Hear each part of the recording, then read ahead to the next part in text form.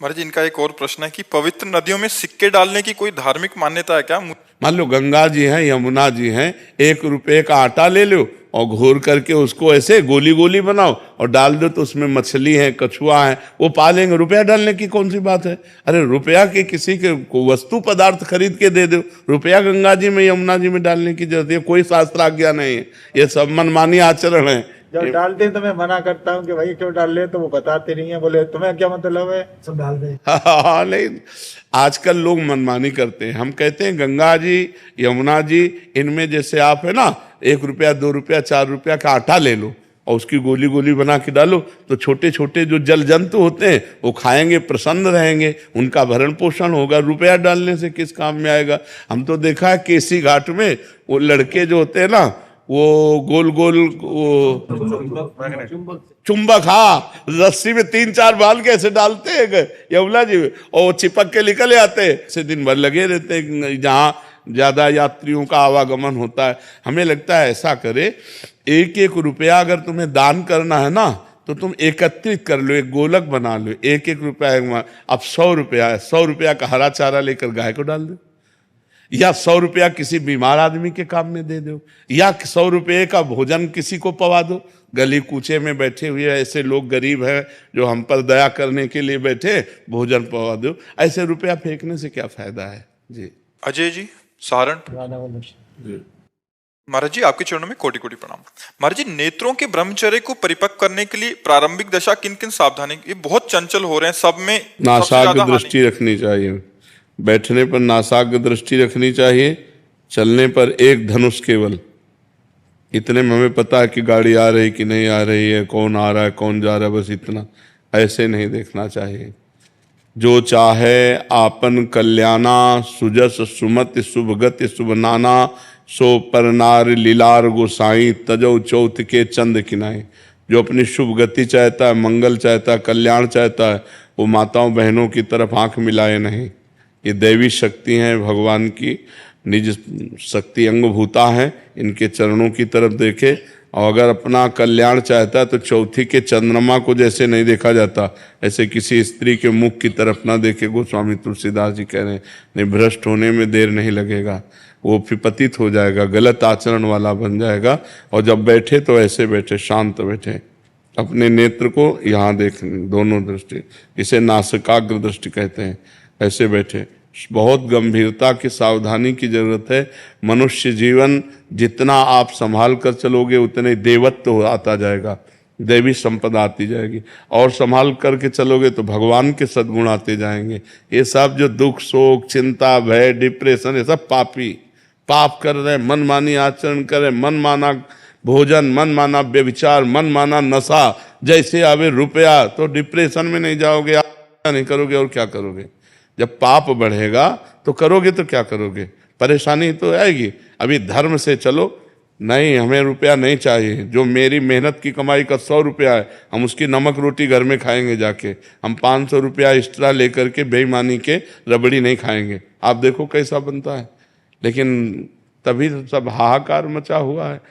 फिर ऐसे लड़के बच्चे ऐसे मिलते हैं जो आतंक पैदा कर देते हैं घर में, नाना प्रकार की कुमार्गामी प्रवृत्तियों में बढ़ते चले जाते हैं। धर्म को मान कहाँ रहा है? रुपया आवे धर्म गया। अब आजकल का समय बहुत विचित्र है।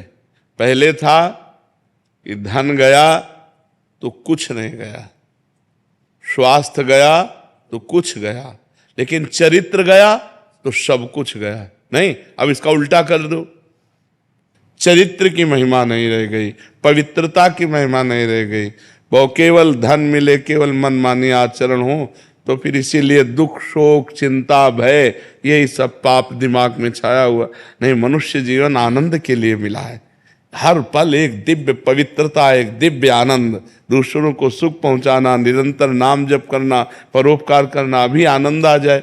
लेकिन आनंद का मार्ग तो इधर चल विपरीत रहे तो कैसे आनंद की प्राप्ति हो जी। राजेंद्र कुमार जी, भरतपुर से। राधे राधे महाराज जी। महाराज जी, मैं साल भर से नाम जप कर रहा हूँ महाराज जी, मेरा मन थोड़ा शांत नहीं रह रहा। ये कह रहे हैं कि शांति चाहते हैं पर शांत क्यों नहीं रह रहा, पता नहीं चल रहा महाराज जी।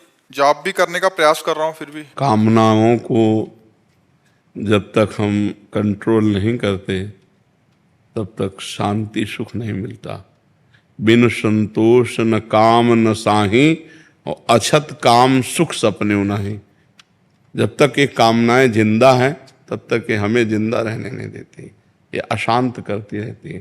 थोड़ा संतोष धारण करो, जो भगवान जैसे चला रहे हैं उसमें राजी रहो। यथा लाभ संतोष सदा काहू सो कछ न चाहोंगो। जब संतोष आ जाता है तो शांति अपने आप आ जाती है। जब तक संतोष नहीं होता तब तक शांति नहीं होती।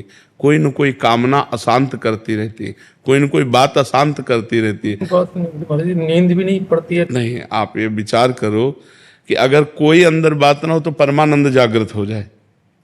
एक बात समझो, सिद्धांत है ना, अगर कोई बात अंदर ना रह जाए, प्रशांत आत्मा, तो फिर ब्रह्म भूत कलमशा अकलमशा निष्पाप ब्रह्मभूत हो जाए। कोई न कोई बात हमारे अंदर रहती है जिसको हम पकड़ नहीं पा रहे, हमें अशांत किए हुए। अंदर देखो कोई बात है, कोई कामना, कोई अशांति, कोई प्रियता, कोई चाह, सब कुछ ठीक हो गया भगवान के पास महाराज। अब कोई काम नहीं पर ये तो फिर अशांति क्यों है? 1 साल से राम नाम का जप भी करता हूँ, भोजन पाता हूँ तो भगवान भोग करके पाता हूँ। हाँ, तो अशांति किस बात के? वो तो पकड़ो ना अंदर की अशांति किस बात को लेकर है। महाराज जी ऐसा हो सकता है कि भजन में ज्यादा चित्त लग रहा हो कि अभी संसारिक जो व्यवहार है उसमें मन ना लग रहा हो, ऐसा भी हो सकता है। लेकिन उदासीन मत हुई, नौकरी से उदासीन मत हुई, ये भी भार नहीं लगता, बिल्कुल पता नहीं, मन बिल्कुल विचलित हो जाता है, नींद नहीं पाती है, बिल्कुल कुछ भी नहीं सोचता हूँ महाराज जी, फिर भी पता नहीं ये।